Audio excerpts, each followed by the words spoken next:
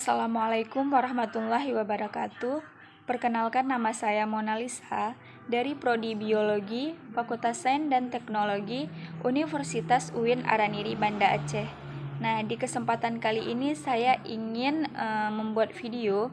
Video ini saya buat bertujuan sebagai tugas kuliah saya, yaitu tugas mata kuliah Ekologi Perairan, yang dipimpin oleh dosen yaitu Bapak Ilham Zulfahmi MSI. Nah, di kesempatan kali ini, saya ingin menjelaskan sedikit tentang River Continuum Concept. Apa sih yang dimaksud dengan River Continuum Concept itu? Nah, River Continuum Concept ini merupakan dinamika perubahan pada sungai, baik itu dia perubahan fisiknya maupun perubahan strukturnya. Nah, selanjutnya itu ada distribusi air tawar. Nah, distribusi air tawar ini dia memiliki sebanyak 13.000 spesies air tawar hidup di danau dan sungai yang cakupannya itu hanya 1% saja di permukaan bumi. Sedangkan ada 16.000 spesies hidup di habitat air laut yang merupakan 70%-nya itu bagian dari permukaan bumi. Nah, ada juga terdapat 8.500 spesies ikan di perairan Indonesia. Nah, Indonesia itu dia menempati ranking kedua di dunia dan pertama di Asia yang memiliki spesies ikan yang terbanyak. Selanjutnya ada definisi dari air sungai. Nah, air sungai ini dia merupakan jaringan alur-alur pada permukaan bumi yang terbentuk secara alamiah dia. Mulai dari bentuk kecilnya hingga ke bentuk besarnya.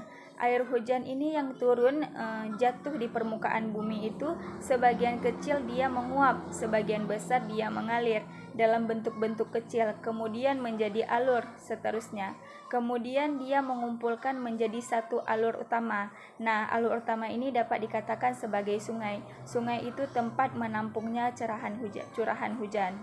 Selanjutnya itu ada sungai menurut jumlahnya. Jadi sungai menurut jumlahnya itu terdapat 3 macam. Yang pertama ada sungai permanen. Nah, sungai permanen ini dia yang debit airnya sepanjang tahun relatif tetap. Contohnya itu pada sungai Kapuas. Nah, selanjutnya yang kedua ini ada sungai periodik. Nah, sungai periodik ini sungai yang pada waktu hujan airnya banyak, sedangkan pada waktu musim kemarau itu airnya cuma sedikit. Contohnya itu pada sungai Bagawan Solo. Selanjutnya ada sungai episodik. Sungai episodik ini di mana sungai yang mengalir airnya pada musim hujan, sedangkan pada musim kemarau itu airnya kering. Contohnya itu pada sungai Kelada di Pulau Sumba.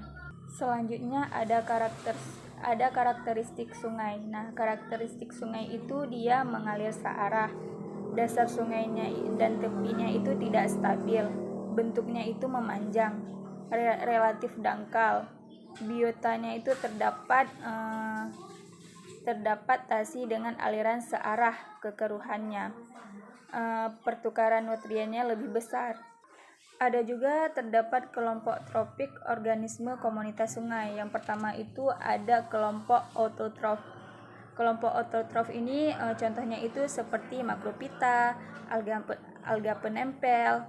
Yang selanjutnya itu ada juga kelompok mikroorganisme.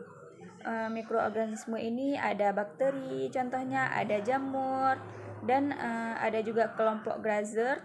Grazer ini contohnya itu seperti pemakan partikel dari bagian besarnya itu tumbuhan. Nah, ada juga kelompok predator. Kelompok predator ini dia contohnya itu seperti pemangsa hewan lain. Sekian penjelasan dari saya tentang River Continuum Concept. Banyak kurangnya saya mohon maaf. Assalamualaikum warahmatullahi wabarakatuh.